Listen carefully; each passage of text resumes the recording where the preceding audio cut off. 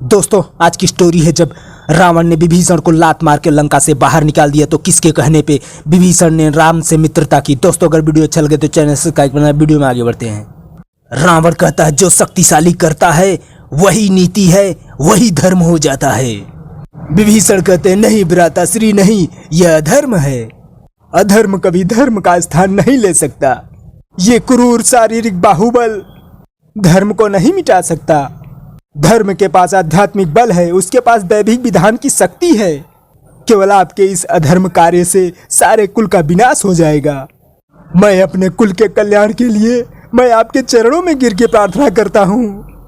रावण कहता है पैर छूकर प्रार्थना नहीं, दशानन का गर्व से उठा शीश। शत्रुओं के चरणों में झुकाने का षड्यंत्र कर रहा है तू। हमें पता चल गया है वह बानर पहले तेरे घर में आया, तूने सीता का भेद बताया और उसने सारी लंका को आग लगाई, पर तेरा ही घर बचाया। घर का भेद बताने वाले तू बाल्यकाल से ही हमारा विरोधी रहा है। सारी लंका में अकेला तू ही, 2.5 चावल की खिचड़ी तू सदा अलग पकाता चला रहा है। हमें नीति और धर्म सिखाने चला है। जा गुनाहगार घर के भेदी, उन बनवासियों को जाकर नीति सिखा जिन पर तेरी घनी प्रीति रही है। जा जा। विभीषण कहते भैया आप मुझे गलत मत समझिए, आप मेरे लिए पिता समान हैं। मैं निष्कपट और निर्दोष भाव से सदा ही आपका भला चाहा है। मैंने सर्वदा आपके कल्याण की कामना की है। इसी भाव से आपका चरण पकड़ के फिर से प्रार्थना करता हूँ। श्री राम त्रिलोकी के स्वामी हैं, उनसे बैर ना लीजिए। रावण कहता है हट कुल कलंक, जा मेरी नजरों से दूर हो जा। लंका में तेरा कोई स्थान नहीं है। और रावण पैरों से मार के उन्हें सीढ़ियों से नीचे ढकेल देता है विभीषण को। और यह दृश्य सभी देखकर हंसने लगते फिर विभीषण कहते हैं मुझ पर हंसने वालों, मुझ पर तुम पर दया आती है। मैं तुम सबके सिर पे मंडराते हुए काल को देख रहा हूँ। शास्त्रों में लिखा है विनाश काले विपरीत बुद्धि, अपने विनाश की ओर जाते हुए प्राणी को यदि भगवान भी अपने कल्याण की बात समझाने को आए तो अपने अहंकार के मद में डूबे हुए उस अंधे प्राणी को भगवान भी पागल दिखाई देता है और अपने ही दुर्बुद्धि को श्रेष्ठ मानकर आप लोगों की भांति हंसता हंसता अपने विनाश के गर्त में डूबता चला जाता है।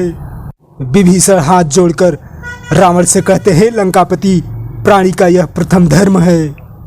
जब तक संसार में जिए स्वाभिमान के साथ जिए, क्योंकि बिना स्वाभिमान के जीने को जीना नहीं कहते, उससे तो मर जाना उत्तम है।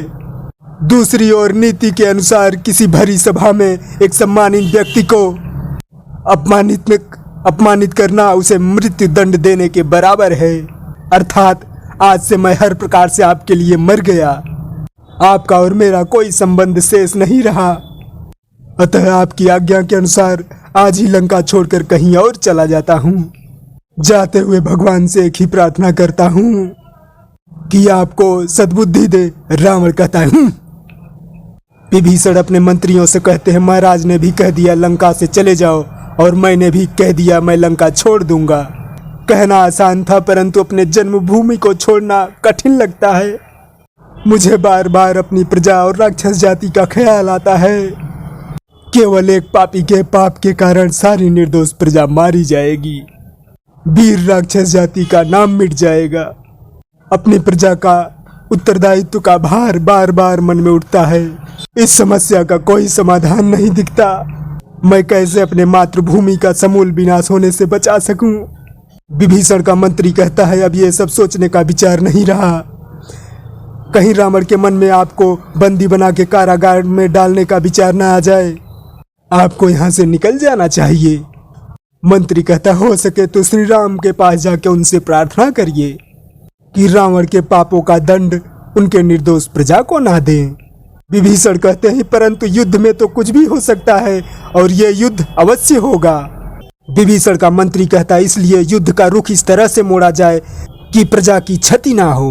विभीषण का मंत्री कहता है राम से मिलकर युद्ध का रुख इस प्रकार मोड़ा जाए जिससे प्रजा की कम से कम क्षति तो ना हो, इसलिए आपको श्री राम जी से मिलकर उनका विश्वास पात्र बनकर युद्ध का बागडोर संभालने में सम्मिलित होना पड़ेगा।